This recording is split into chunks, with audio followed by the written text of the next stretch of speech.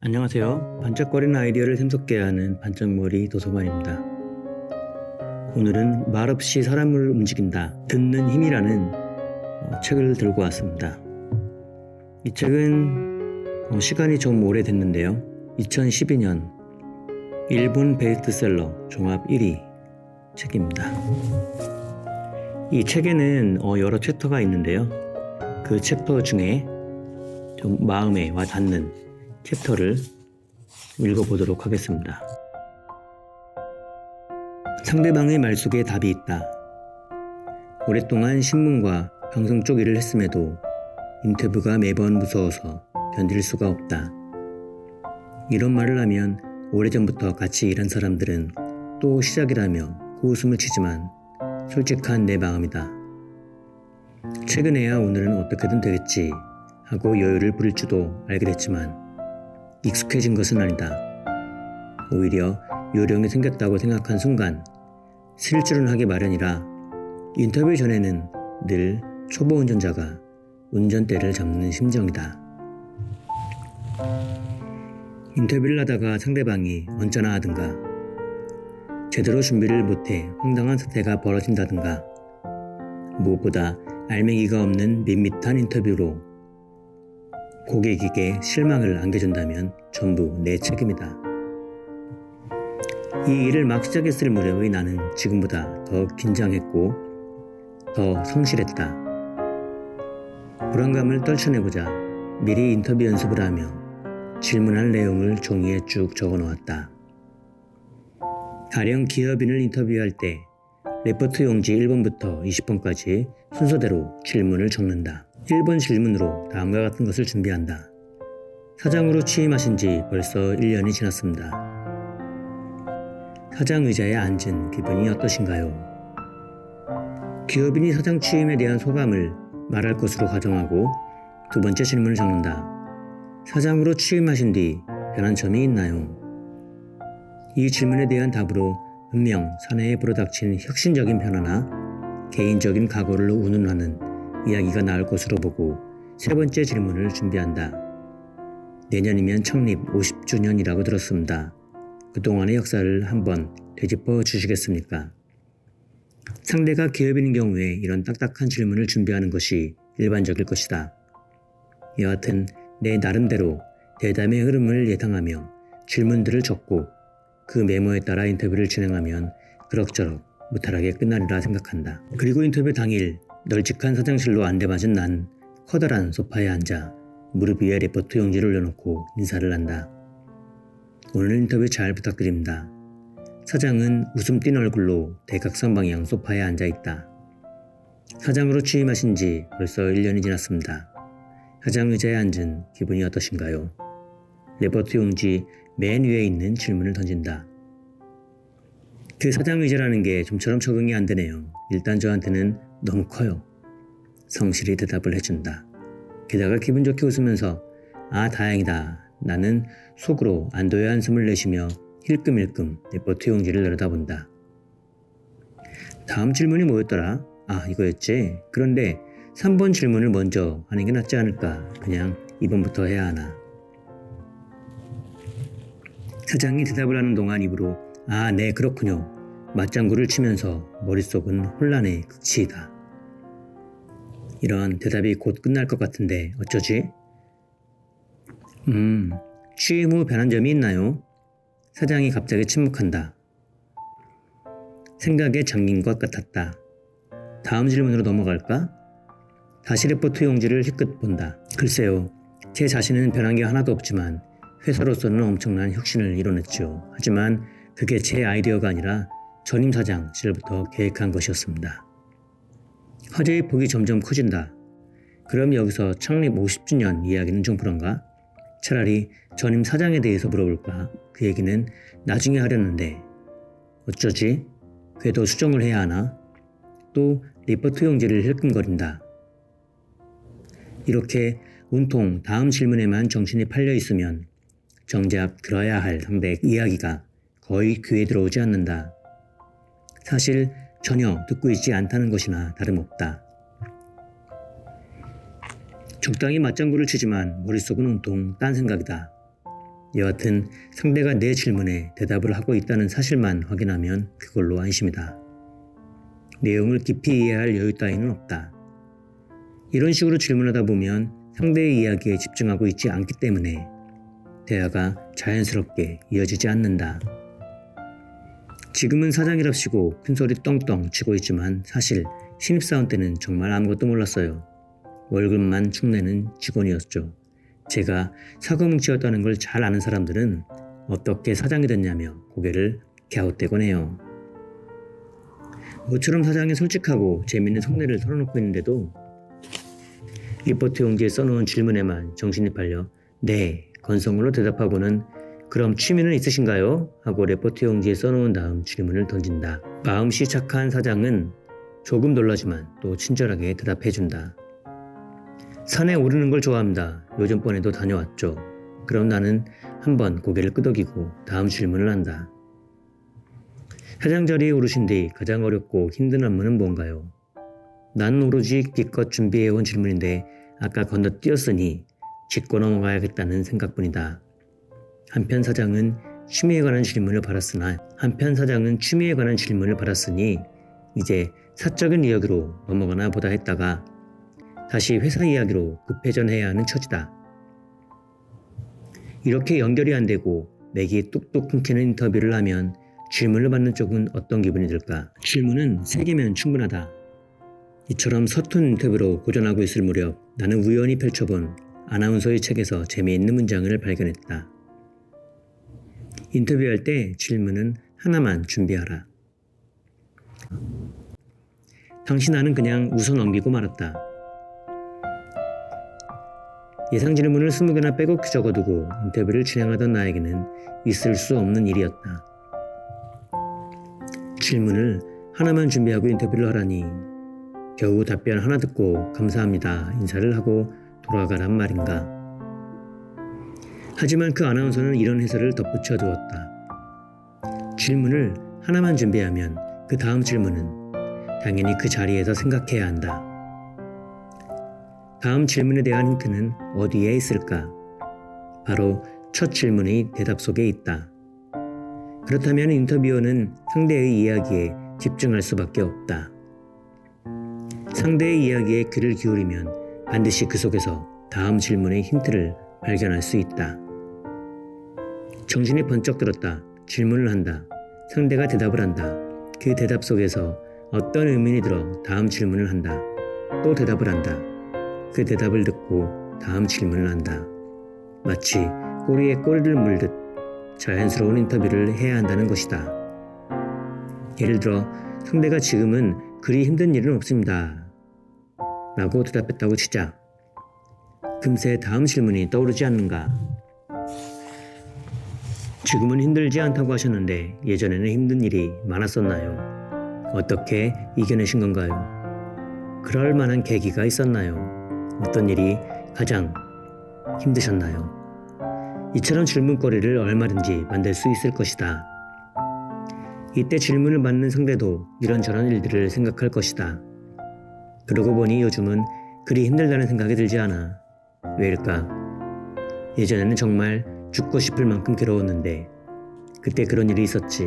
나도 꽤 강해졌구나. 그 사람의 충고가 이처럼 날 강하게 만들어준 것 같아. 가만, 그 사람은 지금 잘 지내고 있으려나? 참 재미있는 사람이었는데. 그런데 이때 상대에게 좋아하는 색은 뭔가요? 같은 질문을 던지면 상대의 머릿속이 뒤죽박죽이 될 것이다. 좋아하는 색? 잠깐만 기다려봐요. 지금 난 모처럼 괴로웠던 그 시절을 떠올리고 있다고. 하지만 바로 앞에서 말한 대답과 관련이 있는 질문을 던지면 화제가 꼬리에 꼬리를 물고 이어진다. 또 누군가 물어보지 않았다면 계속 잊고 있었을 과거의 일을 떠올리게 하여 더 많은 이야기를 들을 수 있을지 누가 아는가. 그렇다고 질문을 하나라는 가르침을 무턱대고 행동으로 옮기는 건 힘들터.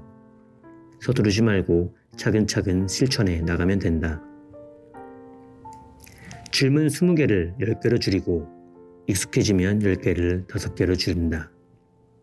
그리고 무릎 위에 놓인 종이를 되도록 보지 않으려고 노력하다 보면 언젠가 필요 없어질 것이다.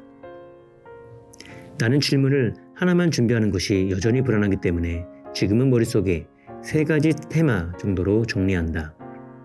예를 들면 먼저 상대의 자료나 작품을 훑어보며 그 사람의 성장 과정, 사고방식, 인생의 전환기, 인간관계 등을 조사한다. 그리고 이 시절에 대해 물어보면 재밌겠는데 왜 항상 큰 목소리로 말할까? 어릴 때 보살펴주신 할머니의 영향이 큰 게 아닐까? 등 얼추 궁금한 점을 추론해 데뷔 전 방황했던 시절, 큰 목소리의 비밀, 할머니라는 3가지 테마로 압축하는 것이다. 그러나 3가지 테마를 준비해도 실제로 당사자를 만나면 예상과 다를 때가 있다. 상대가 할머니의 영향보다 어릴 때 떨어져 살던 아버지와 재회하면서 그때 받은 가르침이 큰 자극이 됐다고 대답한 것이다. 그럴 때는 얼른 궤도를 수정해 아버지에 관해 묻고 난 뒤 다음 질문을 찾아야 한다. 질문을 하나로 압축하든 3가지 테마로 준비하든 요점은 상대의 이야기에 집중하는 것이다. 나는 언제부턴가 질문지를 가져가지 않는다. 예외적으로 정치나 경제 같은 복잡한 이야기를 할 때 혹은 외국인의 이름처럼 외우기 힘들 때는 작은 메모지를 준비하지만 되도록 보지 않으려고 한다. 메모지가 눈앞에 있으면 자꾸 그쪽으로 시선이 가게 마련이다. 힐끔힐끔 메모를 훔쳐보느라 주의가 산만한 인터뷰어가 그런 인터뷰어가 앞에 있으면 대답하는 사람도 불안해진다. 이 사람 내 얘기를 제대로 듣는 건가? 1대1로 나누는 대화는 의외로 섬세하다. 눈동자의 움직임 하나, 숨을 내쉬는 모습, 그런 모습 하나로 혹시 내 얘기가 재미없나? 하는 의구심을 줄 수 있다. 상대에게 그런 불쾌함을 주지 않기 위해서 나는 되도록 쓸데없는 것을 배제하고 대화에 집중하려고 노력한다. 당신 이야기에 귀를 기울이고 있다는 성의를 보이는 것이야말로 대화의 기본이다. 대화의 흐름에 맡긴다. 앞에서도 말했지만 인터뷰 혹은 대화에 앞서 질문을 위한 3가지 테마를 준비하되 실전에서 그 테마에 너무 얽매여서는 안 된다. 막상 실제로 만나보면 예상치 못한 일이 일어날 수 있기 때문이다. 계획이 어긋났을 때는 어떻게 해야 할까? 조금 어긋난 채로 그냥 두고 되도록 빨리 궤도를 수정해 원래 계획했던 화제로 되돌아오는 것도 한 방법이다.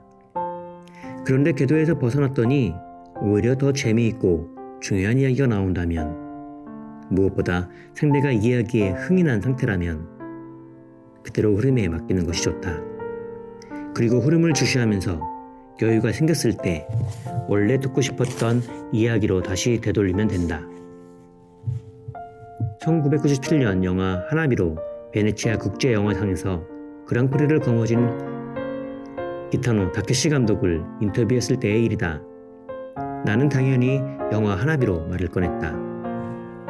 축하합니다. 그랑프리를 수상하셨는데 기분이 어떠세요? 내 계획은 그랑프리 수상 이야기로 그 이야기로 시작해 영화 제작 뒷이야기, 그리고 희극인에서 영화 감독으로 변신해 유럽에서 인정받기까지 그런 과정을 중심으로 물론 교통사고에 대해서도 들어볼 생각이었다. 하지만 불행한 사고를 이겨내고 복귀한 지 제법 시간이 흘렀기 때문에 본인은 그 이야기를 썩 달가워하지 않으리라 예상했다. 내가 자리에 앉아 인사를 나눈 뒤 그의 매니저가 기타노 감독 앞에 물수건을 갖다 놓았다.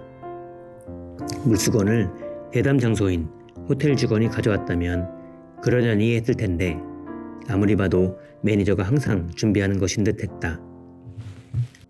물수건을 늘 갖고 다니세요? 첫 질문부터 궤도를 이탈하고 말았다. 아이고, 전 이거 없이 못 살아요. 왜요? 눈이 건조해서요. 3년 전에 일어난 오토바이 사고 후유증 때문이라고 했다. 그리고 보니 기타노 감독이 방송 녹화 중에 안약을 눈에 넣는 모습을 자주 목격했다. 그는 눈이 건조해지는 후유증 탓에 물수건이나 안약으로 보완하고 있었던 것이다. 사소한 관심에서 시작한다. 사람들은 기타노 감독이 불행한 사고를 딛고 연예계 복귀에 성공했으며 영화 감독으로서 이전보다 더 활발히 활동하고 있다고 생각한다. 그런데 당사자의 몸과 마음에는 사고 후유증이 여전히 지워지지 않은 채 남아있었다. 아, 그런 문제가 있군요. 여기서 바로 화제를 바꿔 이번 베네치아 국제영화제에서 수상하신 것 축하드립니다 라고 예정된 질문으로 되돌아오는 것이 어려운 일은 아니었다. 그런데 나도 모르게 후유증에 관심이 생겨 어찌 보면 굳이 안 해도 될 사소한 질문을 계속 던졌다.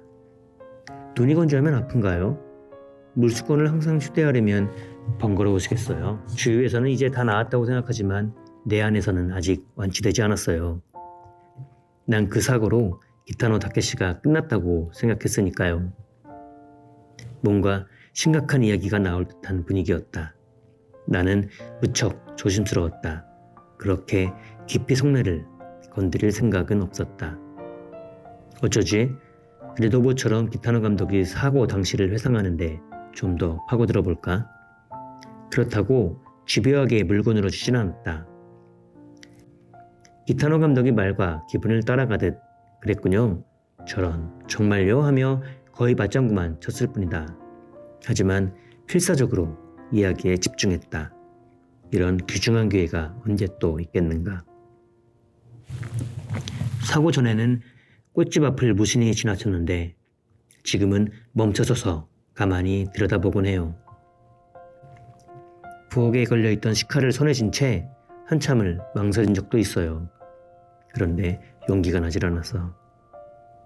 가만, 이건 기사거리 아닌가? 아니면 기타노 감독의 주변 사람들은 다 아는 이야기인가? 충격적인 그의 고백에 나는 머리가 다소 혼란스러워졌다. 하지만 그 와중에도 잘 생각해보니 사고 후 기타노 감독의 모습은 처음에 질문을 했던 영화 하나비의 한 장면과 무척 흡사했다. 영화 속에서 휠체어에 의지하게 된 형사가 삶의 의미를 잃고 꽃집 앞에서 멍하니 꽃을 바라보는 장면이 있다.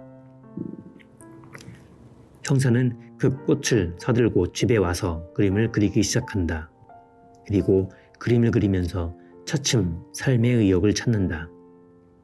그러니까 하나비는 기타노 감독 자신의 경험에서 태어난 영화인 셈이다. 생각지도 않게 사고 이후에 신경을 듣다가 자연스럽게 영화 이야기로 옮겨간 것은 내가 능숙하게 유도해서가 아니었다. 기타노 감독 자신이 마음 가는 대로 이야기하는 동안 우연히 그렇게 흘러갔을 뿐이다. 내가 잘한 일이 있다면 그저 물수건에 관심을 보인 것과 기타노 감독의 말에 맞장구를 친 정도였다. 머리와 마음은 백지 상태에서 지금도 현역으로 활약하고 있는 그룹 사운드 전성기 시절의 스타들, 내 청춘 시절의 우상들에게 당시를 회상하며 지금까지 겪은 수많은 고뇌와 방황, 환희에 대해서 들어본다는 기획으로 몇 사람을 연이어 인터뷰하게 되었다. 그중 한 명이 하기와라 게니치였다. 마침 하기와라 씨는 시코쿠 지방의 88개 사찰을 걸어서 돌고 온 직후였다. 매니저 말에 따르면 그가 순례 이야기를 무척 하고 싶어 한다고 했다. 우리 팀은 조금 당혹스러웠다. 순례 경험담도 좋지만 그 이야기만 하는 건 좀 그렇지 않나? 전 그렇다면 처음에 잠깐 순례 이야기를 듣고 나서 그룹 사운드 시절의 이야기로 조금씩 화제를 돌리면 되겠지. 나는 그를 만나자마자 대뜸 물었다. 순례를 마치고 돌아오셨다면서요? 이 질문 한마디로 시작된 그의 이야기는 한편의 드라마처럼 흥미진진했다. 제 자신을 당금질하고 싶었거든요. 처음에 그는 소풍 가는 기분으로 시코쿠 지방을 일주하기로 결심했다고 한다. 그러나 청바지에 티셔츠 차림으로 다니다가 순례자가 그런 차림은 못 쓴다며 식당 주인에게 야단을 맞지 않나, 맥주를 마시고 다닌다는 걸 들켜 맥주를 모조리 빼앗기질 않나, 제대로 순례를 하라고 잔소리 폭풍까지 맞아야 했다. 이 짓은 왜 시작해서 이 고생이야. 스스로에게 독소를 퍼부어대던 그가 점점 달라지기 시작했다. 몸에 지니고 있던 워크맨과 비옷, 휴대전화를 전부 집어던졌다. 염주 하나와 나무 지팡이에만 의지한 채 살모사와 싸우고 길을 헤매다 왔던 길을 되돌아가기도 하고 길을 잃은 사람을 도와주기도 하고 생일날 폭풍우를 만나기도 했다. 그러던 그가 마침내 오직 남의 행복을 위해 기도할 만큼 마음이 맑아졌다. 집을 나서기 전에는 그저 내가 잘 되기만을 바랐어요. 좋은 여자를 만났으면, 일이 잘 풀렸으면, 그런데 그런 마음이 다 사라진 거예요. 처음으로 내 자신을 칭찬할 수 있었어요. 게니치, 정말 잘했어 하고 말이죠. 그의 순례 경험은 인생 그 자체이다. 그래서 이렇게 나의 마음을 뒤흔드는 것이다. 나중에 그룹 사운드 시절과 신작 영화 이야기를 듣긴 했지만 솔직히 순례 이야기의 감동이 압도적이었다. 그때 난 생각했다. 상대의 이야기를 듣기도 전에 재미를 따지거나 짐작해서는 안 된다고. 상대가 말을 꺼내기 전에 미리 멋대로 예상하고 단정 짓는 것이 얼마나 위험한 행동인지 그날 절실히 깨달았다. 이 책에서 일부 좀 에피소드를 읽어봤는데요. 듣는 힘, 이런 내용들이 많죠. 듣기가 정말 중요하다. 사실 저도 남들과 다른 사람들과 이야기를 할 때 잘 들으려고 많은 노력을 합니다. 하지만 어려운 부분은 노력은 하지만 그 사람과 대화를 할 때 항상 머릿속에서는 그 다음엔 내가 무슨 이야기를 할까? 하고 제 생각에 집중되는 경우가 많습니다. 아마 그러신 분들이 많을 거라고 예상이 되는데요. 얼마나 듣는 게 중요하면 이렇게 듣는 힘이라는 책도 있겠습니까? 이 책에는 많은 에피소드가 있지만 지금 제가 이야기한 상대방 말 속에 답이 있다. 대화의 흐름을 맡긴다. 머리와 마음은 백지 상태에서. 이 세 가지 내용은 이 책에 많은 내용들이 있지만 핵심 내용으로 좀 보입니다. 이 유튜브를 보시는 많은 분들께서도 다른 사람들과 이야기할 때 그 상대방의 말에 집중을 하고 그 상대방의 말에 흐름을 맞추고 머리는 백지 상태로 하고 그 사람의 말에서 아이디어를 찾아 집중해서 듣고 이야기한다면 더 좋은 대화가 이어지지 않을까 생각합니다. 감사합니다.